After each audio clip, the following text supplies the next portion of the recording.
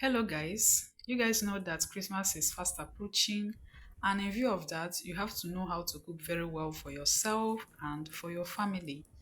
So, to cook the authentic Nigerian stew, which is what I'm going to make in this video, this is all I'll be needing. I'm not going to use the whole pepper you can see here.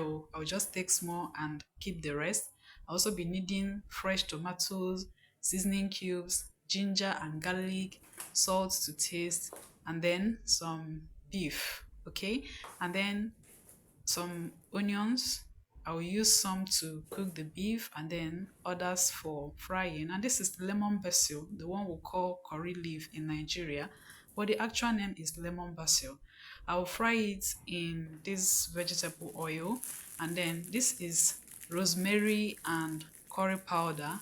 The sellers normally scoop it and sell in this form in case if you don't want to buy the whole cup, which I don't always like to buy the whole cup. So yeah, to continue, I'll first of all blend all the blendables. In my blender goes this ginger and garlic and pepper. I first of all gave it a very coarse blend, and then this is me cutting the tomatoes into the blender. I will blend everything together.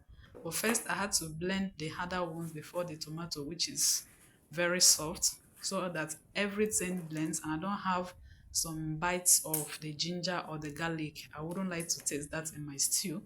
So yeah, this was me chopping up all the tomatoes, cutting them into the size that the blender will carry.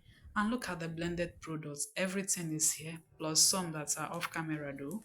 Now is for the beef. To prepare the beef, I put it in a pot, added the seasoning cubes, and then transferred the onions into the beef, and then I added small quantity of salt. You can always adjust your seasoning to your taste. If you're the type who doesn't eat salt, you can always reduce. Some people avoid salt entirely. People that are hypertensive, you can always avoid salt or avoid seasoning, whichever one you like. But this is just the standard way of making this food, okay? Next, I added the curry powder and the rosemary, covered and set on my burner to burn, to cook, not to burn, sorry. And while that was happening, I continued with the preparation. I chopped the remaining onions into my plate, and after doing that, I prepped the lemon basil, as you can see. Okay, I finished washing it. I left it here. I will add it immediately close to the end of the cooking. The meat has cooked, and next is to cook the stew in my big pot. This is one of my biggest pots. I added the vegetable oil, allowed it to heat up, and then I transferred the onions, and then I gave it a good mix. I allowed these onions to cook just a little. And then next I added the blended products. That's the tomatoes, the peppers, the ginger, and the garlic. I transferred everything right here. I gave it a good mix and covered and allowed it to boil down completely. At this point, you have to be very patient with your cooking, otherwise, you'll make a mess of this whole beautiful thing.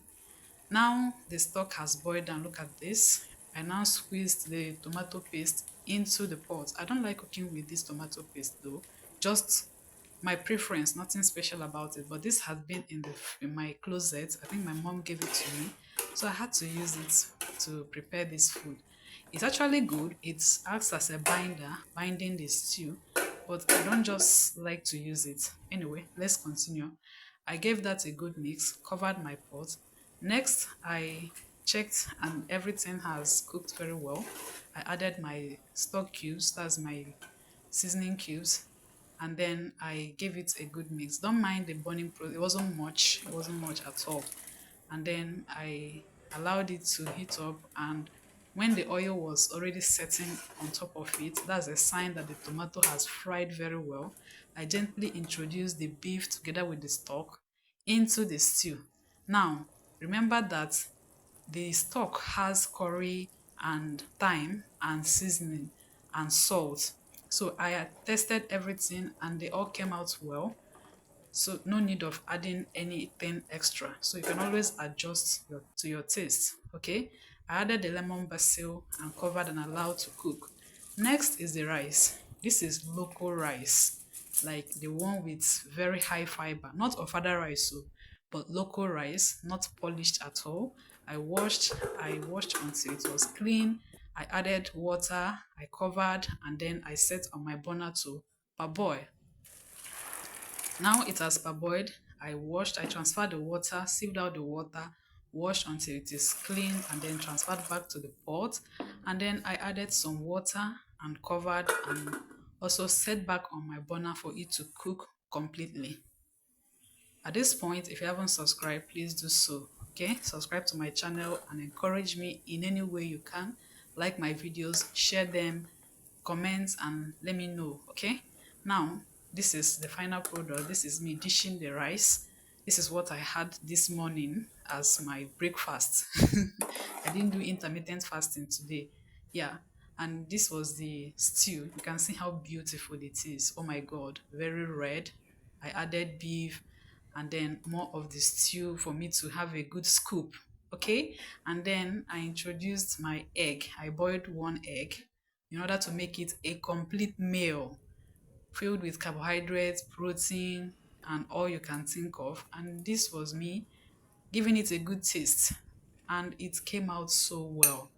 Thanks for watching, and please don't forget to subscribe, like, share, and drop your comments.